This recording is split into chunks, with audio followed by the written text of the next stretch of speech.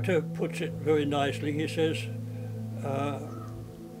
thought is to the mind what light is to the eye. In other words, thought is a medium of perception.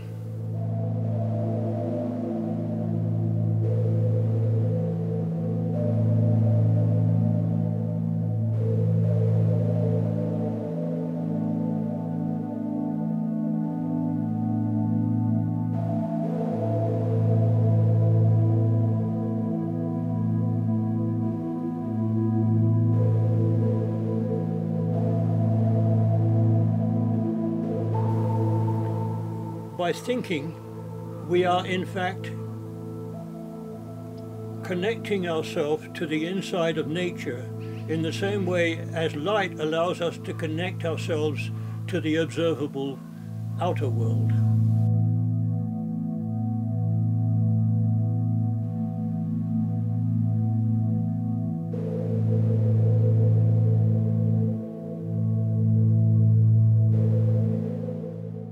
So we have thinking connecting us to the observable inner world and light connecting us to the observable outer world.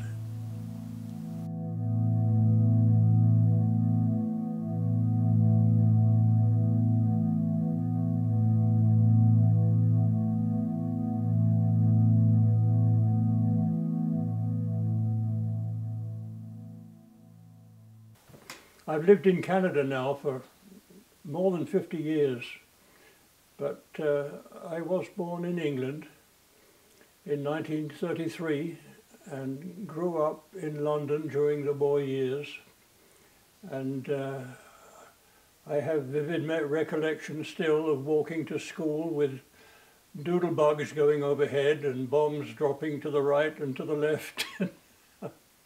I have always been very pleased to have come to Canada. It was one of the best decisions I ever made. And although I've lived most of my life in Edmonton, it's very pleasant now to be in this wonderful rural surrounding on the bank of the Battle River. And it allows me all kinds of creative freedom to do what I want and what I think is important. I met in Dornach the Swiss geometrician Paul Schatz. Now Paul Schatz,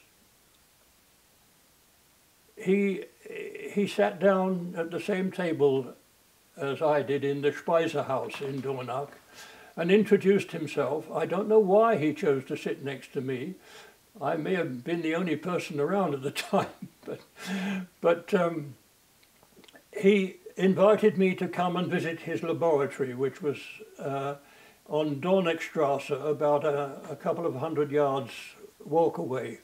So I did. I went up to see his laboratory, and to my astonishment, I found myself in the workshop of a man who had incredible insights into geometry.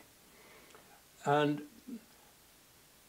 when I was talking with him about the origin of his insights, he told me that he had read a lecture that Rudolf Steiner had given in the early 20s to a group of physicists, in which Steiner had said that if someone were to take seriously the relationship between the zodiac and the Platonic solids, they would discover something of great importance in the realm of motion. Now, at the time, nobody understood what he was talking about, but Schatz had studied this lecture and thought about it for many years. And the way he described it to me, he was looking out of his window on a brilliant starlit night in 1929, when he was suddenly seized with a fit of inspiration, and he dashed inside and sketched out on the table what he later called the invertible cube. The cube is the center element of the Platonic solids, The Platonic solids are the 5 geometric forms in which all the sides have the same shape. These 5 shapes constitute what has been traditionally called sacred geometry, and they have, in an important sense, allowed human understanding to develop into a more complex relationship with the earth. They are geometric forms in which all of the sides are the same shape. So you have the tetrahedron, in which there are 4 triangular shapes. And then you have the cube, in which there are 6 square shapes. And then the octahedron, in which there are 8 triangular shapes. And then the icosahedron. And the most complex of them all is the dodecahedron, in which there are 12 pentagonal shapes. The pentagon, of course, is the image of the human with the arms outstretched. So in the relationship between the dodecahedron, or the zodiac, and the earth, or the cube, we are met with this extremely beautiful phenomena, the invertible cube. You take a cube apart like this. Each of these parts represents 1/3 of the volume of the cube. He called these 2 star bolts. And then, as you rotate it, you see this remarkable form of motion begin to appear. And if you study it, you realize that you're looking at a dynamic meditation on the Star of David. There is the triangle with the point down, and there is the triangle with the point up, and there is the triangle in relief with the point down, and the triangle in relief with the point up. At first, Schatz did not understand what it was he had discovered. It led eventually to the development of a mixing machine, which Schatz called the turbula.